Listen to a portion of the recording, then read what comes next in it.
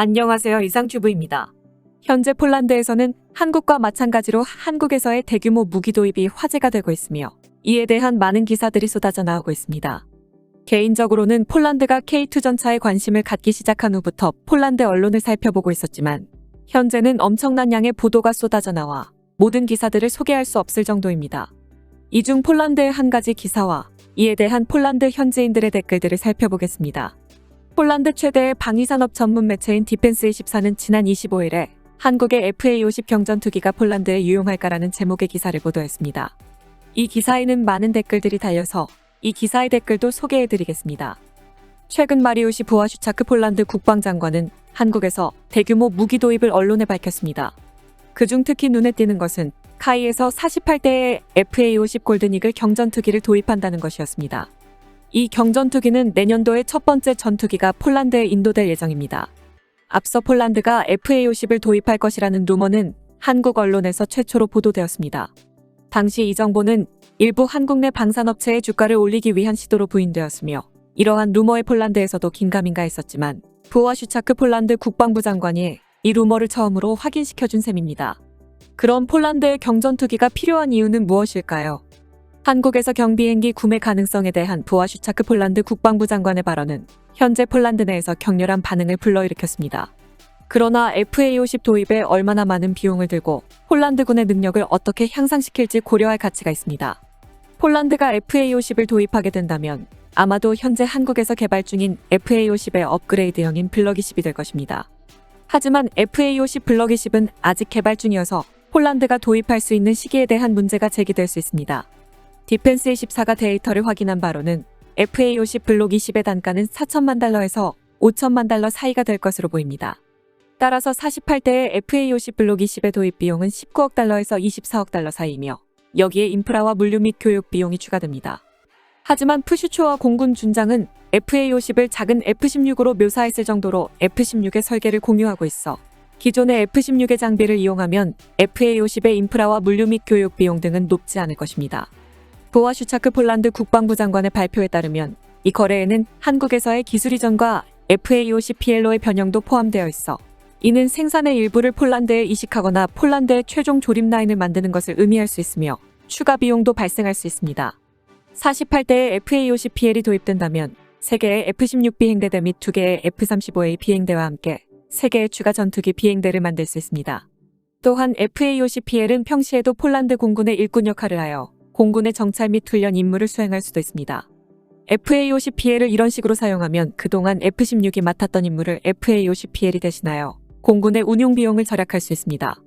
현재 알려진 바로는 FA-50의 비행시간당 운용 비용은 F-16보다 5배 작고 F-35A보다는 6배에서 7배 작은 것으로 알려지고 있습니다.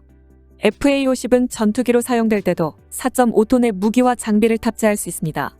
이러한 탑재량은 FA-50이 공대공 미사일과 정밀 유도 무기를 발사할 수 있게 해줍니다. 여기에 FA-50은 이륙거리가 짧아 기존 전투기들의 기반 시설의 절반 정도의 거리만 있어도 이륙할 수 있어 수많은 소규모 도로와 또는 임시 공항에 배치하고 사용하기가 더 쉬워 보입니다.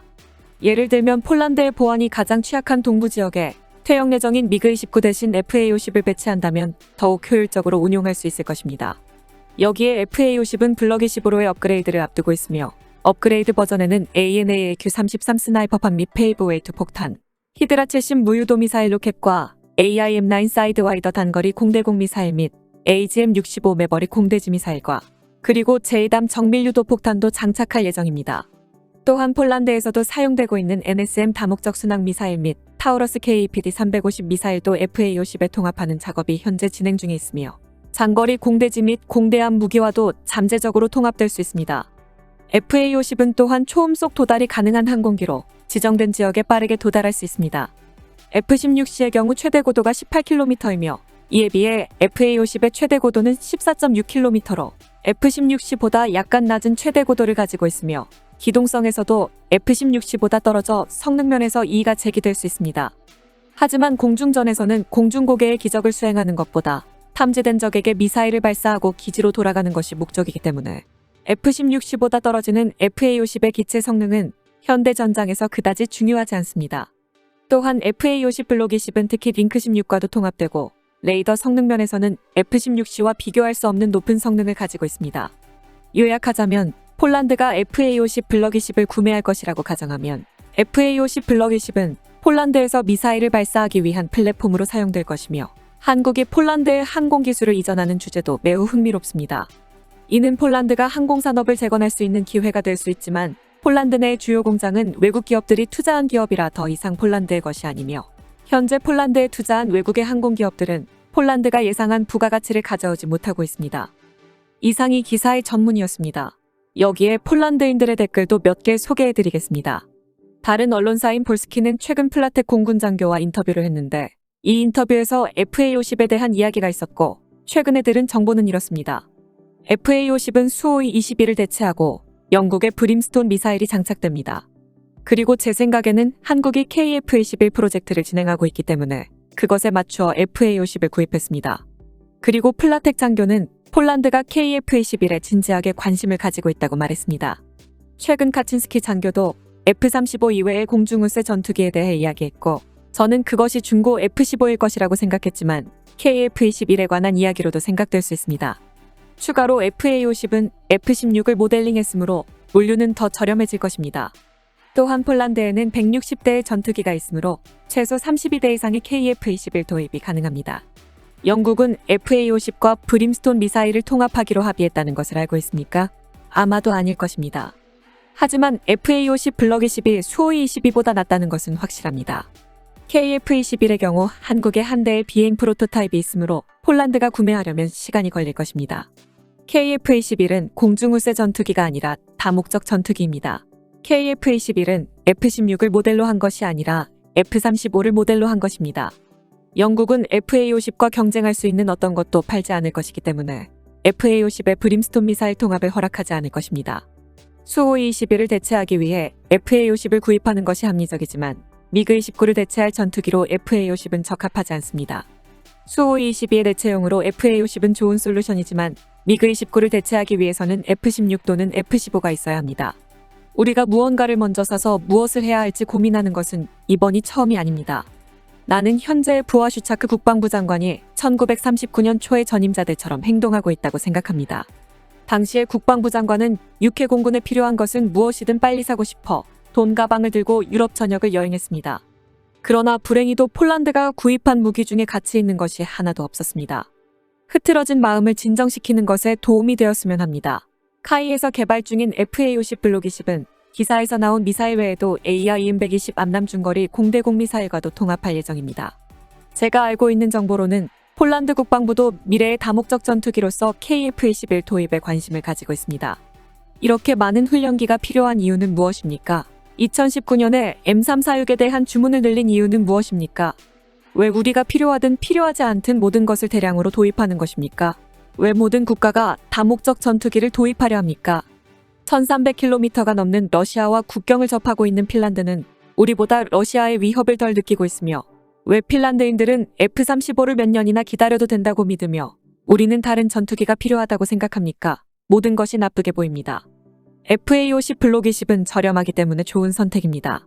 비행기가 저렴할수록 제작 및 정밀 검사 및 유지 보수가 더 쉬워집니다. 플라텍 중령이 인터뷰에서 밝혔지만 한국의 도움으로 폴란드의 항공산업을 재건하기 위해 FA-50을 도입하는 것은 좋은 결정입니다. FA-50 외에도 폴란드가 KF-21을 도입한다면 폴란드는 항공산업도 재건할 수 있습니다. 유럽에서 전투기를 도입하는 것도 좋지만 상대적으로 저렴한 FA-50과 KF-21에 대한 수요는 많으며 특히 지금 방위산업 붐이 일고 있는 한국은 폴란드와의 합작에 큰 관심을 갖고 있는 것으로 알고 있습니다. F-35 및 F-16의 성능은 무시할 수 없지만 가격은 천정부지로 급등했습니다. 폴란드가 KF-21을 도입한다면 폴란드는 항공산업을 재건할 수 있을 것입니다. FA-50 블록 20의 능력은 F-16에 비해 형편없습니다. 현재 폴란드의 긴급한 사정에 비하면 한국산 비행기는 좋은 선택이 아닙니다. F-16에서 NSM을 발사한 다음에 그런 말을 하셨으면 합니다. FA-50 블록 20에 A사 레이더를 탑재하면 공대공 임무에서 F-16보다 더 나은 비행기가 될 것입니다. KF-21은 폴란드 정부가 혹시나 F-35를 도입하지 않을 경우에 수를 제외하면 이해되지 않는 선택입니다. FA-50에 대해 나쁜 소식을 많이 쓸 수 있지만 현재 폴란드에 필요한 전투기인 것은 맞습니다. 과연 폴란드가 2년 안에 어디에서 새로운 비행기를 얻을 수 있을까요? 또한 유지보수 정비 기술과 파일럿 조정 기술을 빠른 시간 안에 교육시킬 수 있는 나라가 어디에 있을까요? 현재 폴란드가 필요한 수의 전투기와 그 외 빠르게 FAOC 파일럿을 양산시킬 수 있는 나라는 한국밖에 없습니다. 이 밖에도 많은 수의 댓글이 달리고 있지만 이 정도로 정리하겠습니다. 폴란드인들의 댓글을 보면 국내의 밀떡들이 해외에서 무기 도입 시 했던 토론이 생각났으며 이제는 해외에서 한국의 무기 도입을 놓고 토론을 하고 있다는 것에 세상이 많이 변했다고 느껴집니다. 이상 마치겠습니다. 시청해주셔서 고맙습니다. 이상튜브였습니다.